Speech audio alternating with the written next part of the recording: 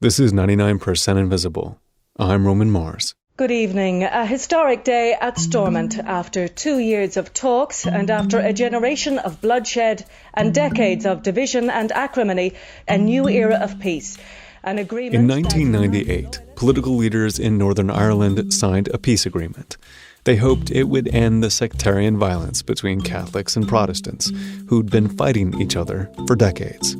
At the root of the conflict was the question of whether Northern Ireland should reunite with the rest of Ireland or whether it should remain part of the United Kingdom. That's Scott Gurian. He's the creator of the Far From Home podcast.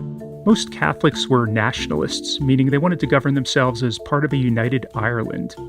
Most Protestants were loyalists, also called unionists, who felt a stronger allegiance to the British Crown.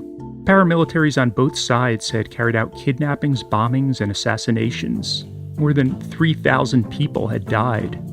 But the peace accord aimed to end that violence. Well, I look forward equally to a new era of friendship and reconciliation between unionists and nationalists, in which each tradition can learn truly the value of the other. That was more than 20 years ago. And while the political situation in Northern Ireland is certainly better today, it's hard to say that friendship and reconciliation are the norm. Northern Ireland remains divided. In some cases, quite literally. So, on your left, you can see the wall. The big brick wall, yeah. Yes. So here we have a physical interface that separates two communities. Okay? This is Ian McLaughlin. He's part of the Lower Shankill Community Association, which works to improve conditions in his neighborhood. He took me on a tour of Belfast, Northern Ireland's capital city, where he lives and works. The wall that we're at now, Scott, is called the Million Brick Wall because there's exactly 1 million bricks in it. You have a Protestant community on your left and you have a Catholic community on your right. There are so many walls like this in Belfast, which physically separate Protestant neighborhoods from Catholic ones. Ian showed me short walls and tall walls. Some are more like fences that you could see through, while others are made of bricks and steel. Many have clearly been reinforced over time, a cinderblock wall topped with corrugated iron, topped with razor wire stretching up towards the sky. Here we have the Protestant community on the left, hidden behind a security wall with metal fence. There's even a wall right near Ian's house. So I live here.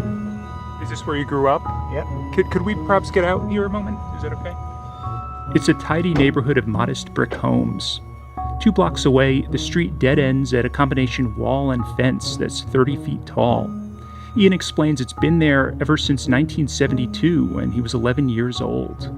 So do you remember when this wall went up? Like, do you have clear memories of when they were building it? Oh, yeah. What do you remember? Well, I remember that you had almost a 24-hour constant military or police presence in these streets because at that time the opportunity to engage in physical violence presented itself every day and every night because there was no physical barrier between people. So that's why the things were created in the first instance. It was designed to prevent physical interaction. In Northern Ireland, there seems to be a euphemism for everything. The walls are called peace lines. The neighborhoods they cut through are called interface areas. And the period when many of the walls went up was a violent time in the 1970s and 80s that everybody just calls the Troubles. Decades later, you'd think the walls would have come down, but they haven't. Almost all of the walls remain. They cut across communities, like monuments to the conflict, etched into the physical landscape. And removing them isn't going to be easy. It could be that perhaps at one of these barriers or structures, you lost a loved one, you lost a husband, a partner, a brother, and you have never had closure for that. So that event that happened 40 or 42 years ago, it may as well have happened 4 years ago for some people, because they live yesterday, every day, every day, every day. The Irish conflict goes back hundreds of years, and it can be tough to pinpoint exactly when it began. But for our purposes, let's begin this history lesson in 1922. That's when, after decades of demands for self-governance and a bloody guerrilla war, Ireland gained its independence from the UK, with its capital in Dublin. Around the same time, the island was partitioned, with 6 counties in the north remaining part of the United Kingdom, forming Northern Ireland. Protestant loyalists were the majority there, and they went about creating a social and political framework to make sure they remained in power. A framework that much of the Catholic population found inherently unfair and even discriminatory. You couldn't vote if you didn't own your own property, own a business, but then you couldn't get access to business and property if you didn't get access to money, and you couldn't get access to money if you couldn't get a job, and you couldn't get a job necessarily because you were a Catholic. Johnny Byrne is a senior lecturer at Ulster University. So, Catholics didn't have senior positions in the civil service, for example, didn't have access necessarily to further education, and they couldn't change the system because they couldn't vote in people from the particular background that they came from. Though the two groups lived close to each other, it was like they were in totally different worlds. Here's Ian McLaughlin again. I had, sadly, no interaction whatsoever with kids from a Catholic background, no. Protestant families like Ian sent their kids to the state-run schools, while Catholic children mostly attended schools run by the church. And each group usually lived in separate neighborhoods with people of their own kind. All the communities had their own mini infrastructures. You had your own shops, you had your own schools to go to. Which meant that Catholics and Protestants could live their whole lives without really knowing anyone from the other community. This segregation meant sectarian divides just got deeper and deeper. My grandparents were very, very militant unionists and anti-Catholic. And Ian still remembers some of the things they used to say. This is what we're always going to have in the country with these people. We need to drive them into the sea. And I suppose the alarming thing today, when I think about it, was that they actually meant it. They physically meant that. Drive these people into the sea, How can you live here with these people? Those kinds of anti-Catholic attitudes had real and serious effects on people's lives. Well, I remember the first job application I applied for. This is Joe O'Donnell. He grew up in a Catholic nationalist household, and he considered himself Irish, not British. And on that first job application he filled out, it asked for his nationality. I wrote down Irish, and my mother was reading over the job application, and she says, "You better change that, you'll never get that job." And she was right, I didn't. By the late 1960s, the list of Catholic grievances had gotten pretty long. Not only were they discriminated against in employment, they didn't have equal access to public housing, and gerrymandering reduced their political influence. But their demands for change were met with strong and sometimes violent loyalist resistance. So after being frustrated with the slow pace of progress, they began to protest in the streets. But change wouldn't come easily to Northern Ireland. The police responded to the marches with arrests and imprisonments, which only made the protests grow larger. Eventually, the protests turned into riots, which in turn sparked more riots.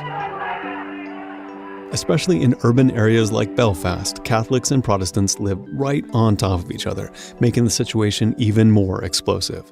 I can recall various incidents as a young child. Ian McLaughlin remembers going to a shop with his mom.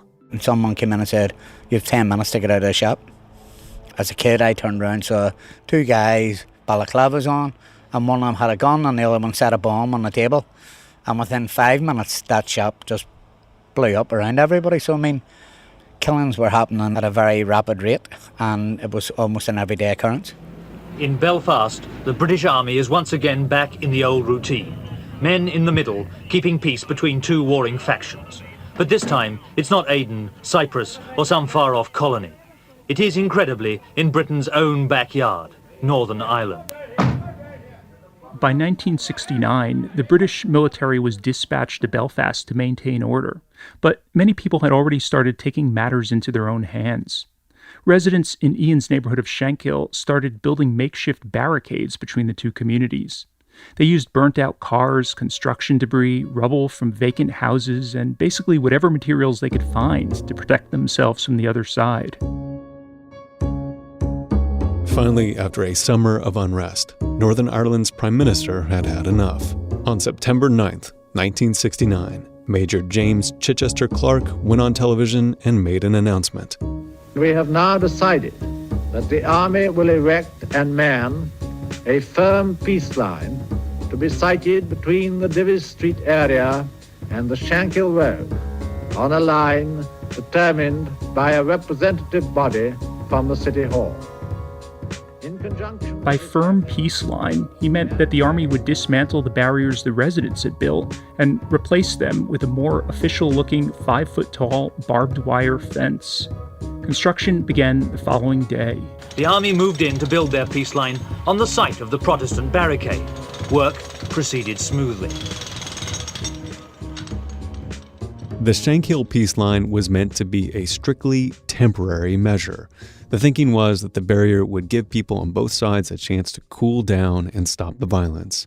One British Army major predicted that the fence would be gone by Christmas. But things didn't go quite according to plan. Instead of being removed, that barbed wire fence was later replaced with corrugated iron sheeting that was twice as high, and the army even added observation posts and floodlights. 10 months later, the army put up a second iron wall between two neighborhoods in North Belfast, again insisting that it was just a temporary measure. But it turned out things were just getting started. Here's lecturer Johnny Byrne again. So the whole plan was to get the communities to talk and then to start taking the walls down. But then what happened was we normalised the policy. From 1969 onwards, our response to violence, or the threat of violence, was physical segregation. Even as the walls went up, the fighting continued. And as the fighting continued, the response was to build more walls. They were an imperfect solution, but Byrne thinks they probably prevented things from being even worse. The reality is, and I don't support it, but segregation works. If you've got two communities who live feet apart, with members of them who are threatening to kill each other, who both feel vulnerable, who both feel fearful, who are asking the state to do something in response, then a physical wall limits the opportunities for both communities to meet each other and to engage in violence and disorder. Over the next 2 decades, the government and private landowners constructed close to 100 additional barriers in communities across Northern Ireland. Ian remembers how they started sprouting up everywhere. You know, the state didn't publicly advertise for planning permission to erect these structures. They just went and put these structures in place. So you could have quite literally driven down or walked down a street one day, and the following day you went back to it, there was a structure across the street preventing you from doing the same thing. One wall even ran through the center of a city park in Duncairn, a formerly dangerous neighbourhood of North Belfast. As far as I know, it's the only park, certainly in Europe, that has a peace fence or any sort of a segregation barrier. Kieran Shannon grew up nearby in a Catholic nationalist home. The wall is made of corrugated steel and covered with graffiti, and it kind of snakes up and down this grass-covered hill. And it cuts the park in two. So where we're standing at the minute, this would be regarded as the Catholic nationalist side. The other side of the fence would be regarded as the Protestant unionist side, even though it's one park. Finally, in 1994, it seemed like all the violence and wall building might finally subside. The Provisional Irish Republican Army released a statement agreeing to lay down their weapons. A cassette of the statement was also handed over. We are therefore entering into a new situation in a spirit of determination and confidence. They promised to shift their tactics to political negotiation. The announcement was met with a mix of skepticism and celebration. Many people in Northern Ireland felt it was a historic development. Which is what makes that wall Kieran showed me in the park all the more remarkable. Because there's one thing I failed to mention. Do you remember when this wall was put up here? Yeah, it's an easy date for people to remember because it was the 1st of September 1994 was when work started on it. That date is significant because on the 31st of August 1994, the day before, was the day that the IRA announced their ceasefire. That's right. This wall was built after the ceasefire. I guess people would hear this story and they would think that's unusual that the ceasefire was signed, but then the very next day, a new wall is erected. Does that seem strange at all to you? Well, the context of the time, it wasn't, because the bitterness between the two sides of our community was still there and was still manifesting itself on the streets. A few years later, in 1998, the Troubles officially ended with the signing of the peace agreement. But that didn't stop even more walls and fences from going up. At the interfaces between Catholic and Protestant communities, the same old tensions remained. The most recent fence was built in 2013. Eventually, the government enacted an official policy of wall removal. They even set a target of 2023. But when you talk to people on the ground, there seems to be widespread agreement that the target is completely unrealistic. And it's not even clear if most people want the walls to come down. One of the newer walls sits in the Whitewell neighborhood of North Belfast. It runs right through Joe Hughes's backyard. I've just got out of Jerry's tonight. Hello, how are you? Hey, good to meet you. Joe has been surrounded by violence for much of his life. He recalls being a kid and hiding under his bed while gunshots rang out in the streets. His family moved at one point in search of safety, but the new neighborhood was even worse. So after he and his wife got married, they moved yet again to a new house in a new development, and it seemed like finally the situation would improve. There was a lot to look forward to. So there was, especially, the area being newly built and being mixed. Mixed meaning a place where people of different backgrounds live together, which was perfect since Joe's Catholic and his wife is Protestant. Their hope was that they could start over with a clean slate in an area that didn't have the sectarian baggage of other places that they lived in the past. And they were hoping to raise their daughters in a non-partisan environment. Well, we were all for that, as the way forward to bring them up. We wanted them to be able to go anywhere they wanted and not be held back because of religion and bigotry and stuff, which we didn't like because we were never brought up like that ourselves, But after 4 or 5 years, things got bad again. It was the mid-2000s by now, years after peace had been declared, but summertime violence began to flare up once more. First, Joe's neighbor was attacked, and then he says another incident hit even closer to home. It was nearly midnight, totally dark. Joe and his wife were in bed. Next thing, we were woken with a bang and it smashed the bottles, then the bricks and getting fire at the windows and stuff. 3 Molotov cocktails, or petrol bombs as Joe called them, slammed into his back wall. Within minutes, his house was engulfed in flames.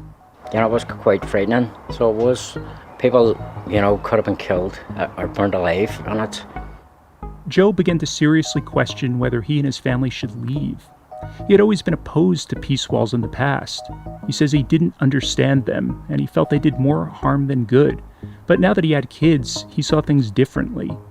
In the end, it was the construction of a 2-story tall mesh fence that convinced Joe and many of his neighbors that it was safe enough to stay. This peace wall that we have, it's not intruding on anyone, and it's not ugly in any shape or form. What it does is give us peace of mind. It's important that people do have security. Joe says almost all the people on his block supported this wall at the time it was built, and the vast majority continue to support it today. Even though Joe says there hasn't been any more violence in the 12 years since it went up, he thinks that's precisely why it needs to remain where it is. The people in the street have sort of said that they don't want it taken down. They can sleep in their bed at night instead of worrying about when the next attack's coming from. I'll take it over. Yeah. Okay. Right, check. Are you ready? This is Leah, by the way, Scott. But not everyone thinks more walls are a good idea. Just down the hill from Joe in the Whitewell neighborhood, Geraldine O'Kane is looking for ways to create a community without them. She works for an organization that's trying to build connections between young people from Protestant and Catholic backgrounds.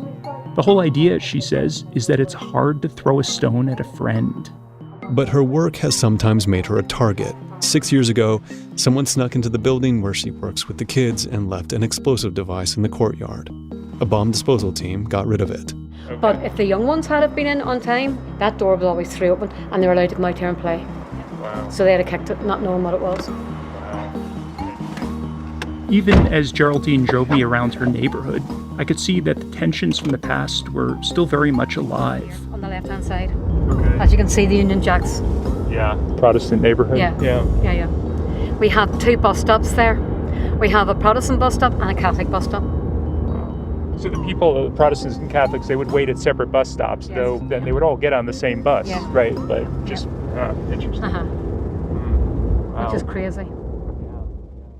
Geraldine thinks that the walls in her community aren't doing much to stop violence. After all, every wall has a start and end point, so people who are determined can simply go around them. But she argues that there's also a larger symbolic reason for why the walls should be taken down. People who live near peace walls in so-called interface communities actually face a stigma because of it. These communities tend to be the most economically deprived in the region. They judge you kind of.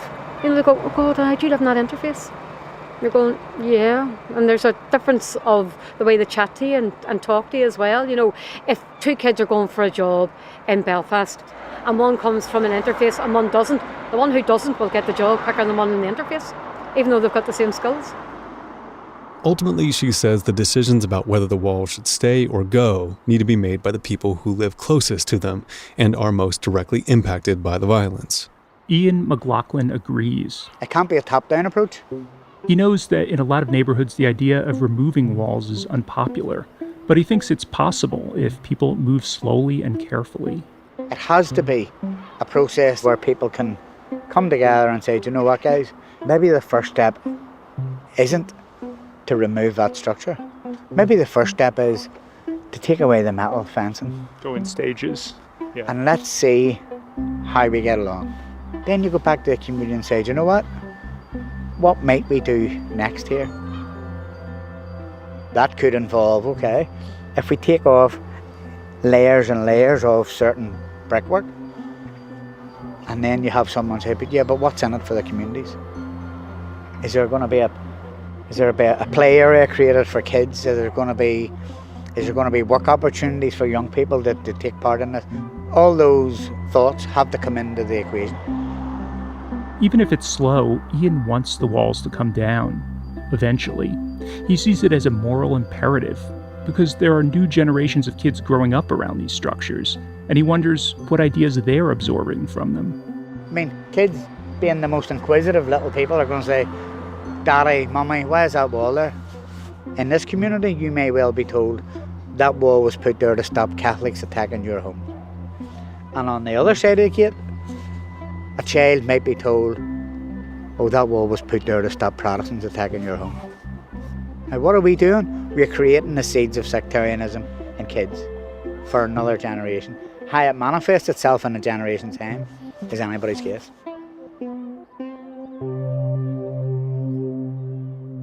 This point hit hardest for me when I visited a guy named Danny Walsh in a Catholic enclave of East Belfast called Short Strand. We stood in front of his house near a wall topped with spikes and painted with grease to prevent people from climbing it. He said it's always felt a bit gloomy knowing he can't interact with people on the other side, but it's the only neighborhood he's ever known. Do you like living here? Yeah, 100%. Like I say, I was born in the street and I've known nowhere else, so good neighbours, friendly community. You have kids, right? I have two boys, yeah. How old are they? One is 3 and one is coming 2.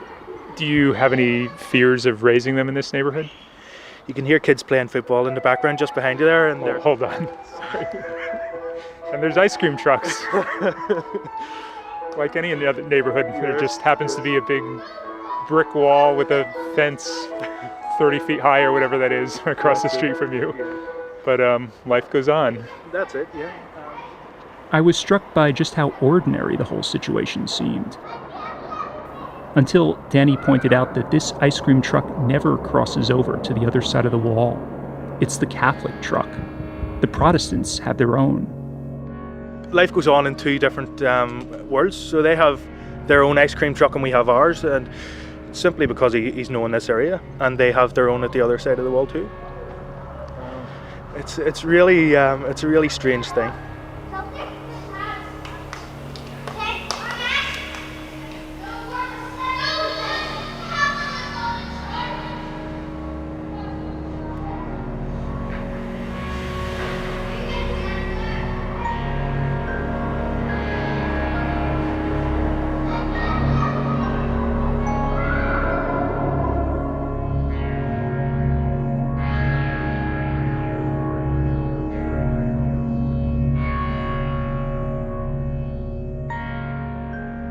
After the break, I'll talk with Scott about what continues to divide Catholics and Protestants in Northern Ireland and one very funny television show that helps bring them together.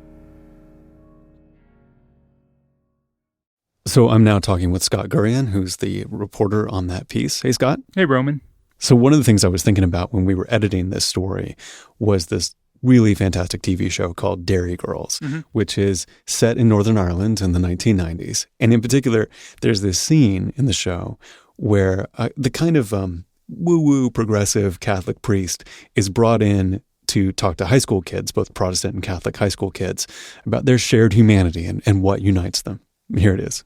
Okay, so I want you guys to give me examples of things that Catholics and Protestants have in common and things that they don't have in common. Let's start with similarities. Erin, why don't you get the ball rolling? Okay. So we both... Right. So we all... Anything at all, a small thing even. Okay, so... Right. God, I'm actually drawing a blank here, to be honest. Not to worry. Someone else. A similarity. Yes. Protestants are British and Catholics are Irish. So that's actually a difference. Protestants are richer. Okay, so that's another difference. And I'm not sure that's actually... I mean, is that true? I would say so. Yeah, I suppose that's fair enough. Oh, Protestants like to march and Catholics like to walk. Okay, can we just... Jenny, could you just... Oh, you've already written it down, have you? Catholics watch RTE. Protestants love cleaning. Protestants are taller. Catholics have more freckles. Protestants hate ABBA. And we'll wrap it up there. I find this scene so funny, and one of the things that's great is that if you freeze frame, the girl has written down all the different differences that the kids have shouted out, and it says things like Protestants love soup, and Catholics like statues, and Protestants like flutes, and all these like really funny, tiny, trivial details that seem like the world to these kids. But if you look at the chalkboard that says similarities, it's completely blank. They can't find any similarities with each other. And it's played really for laughs, very effectively for laughs. But I think it says something really interesting culturally about the conflict. Yeah, Roman, I think you're onto something because, believe it or not, from my own reporting, I could say that all these weird little perceived differences between Catholics and Protestants aren't just things that were made up for the TV show. Like these are things that people from the two groups really said about each other at one time, and to a certain extent still do. In fact, one of the things that was on the blackboard in that clip you just played was something I actually also heard from one of the people I interviewed, Joe O'Donnell. There is an in-joke here among people who live here, and they'll ask, well, if all of those things fail, how can you tell the difference between a Catholic and a Protestant? And the stock answer is their eyes are closer together. It's a joke. Okay. Your silence there in that moment where you can't tell if he's telling a joke or not is so funny to me. Where you don't know what to make of I didn't know what assertion. to say. It's so foreign to me. Right. I clearly didn't get the joke in the moment. Right. But I think the point Joe was trying to make is just kind of how ridiculous this whole discussion is, because there are legitimate historical grievances, particularly on the Catholic side. So people do see a difference, between Protestants and Catholics. And it's not all just based upon, Protestants like soup more. Right. But, in day-to-day life, as you're walking down the street, it's true. You really can't tell a Protestant from a Catholic. And I don't know if that fact is really inspiring or really, troubling, because as an outsider, you see how similar these groups are, and you think, well, if they are so similar, maybe this can all be solved. But it really speaks to the depth in the darkness of this history that everyone is holding on to, the differences the two sides have rather than their similarities. But it sort of makes me wonder, is there less of a conflict among the younger generations? Yeah. I think, you do have this younger generation now that was born after the worst of the violence and doesn't, have the memories of all the serious hatred for the other side.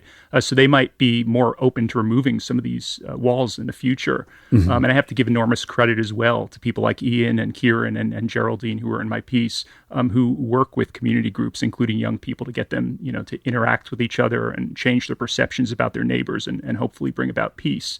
And, all that said, though, some of the progress that's been made, unfortunately, I think could be undone depending upon what happens with Brexit.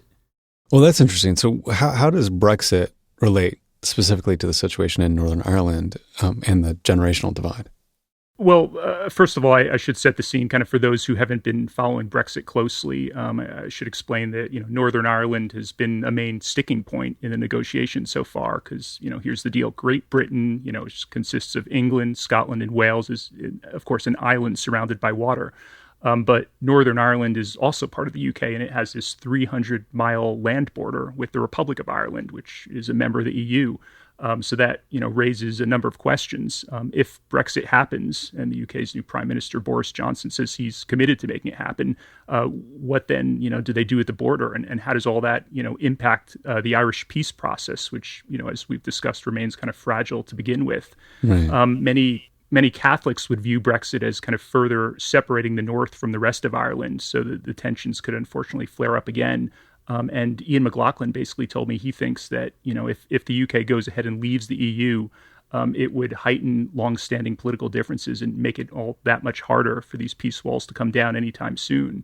And then back to the larger question of the border between Ireland and Northern Ireland, right now it's totally open and hardly even marked in many places.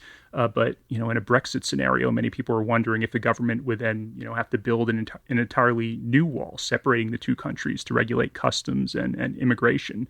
No one on any side wants to see barriers or checkpoints, but, we've just got a little over 2 months left until the Brexit deadline. And at this point, there's still a ton of uncertainty. So the result might be more walls, but in your reporting, you mentioned that the Northern Irish government has set a target date for 2023 of removing all these peace walls. In light of Brexit and in light of the other issues you brought up in your reporting, is there any progress towards meeting that goal? That's pretty soon. Yeah, unfortunately, there hasn't been much progress. That goal was first set back in 2013. They set this 10-year kind of target date, but it doesn't seem like much has changed since that time. Mm-hmm. I actually asked around, and not a single person I spoke to believed there's any chance at all that this will happen. In fact, one guy said, never mind 2023, the way things currently stand, it would be a miracle for all these walls to be gone by 2123. Oh, God.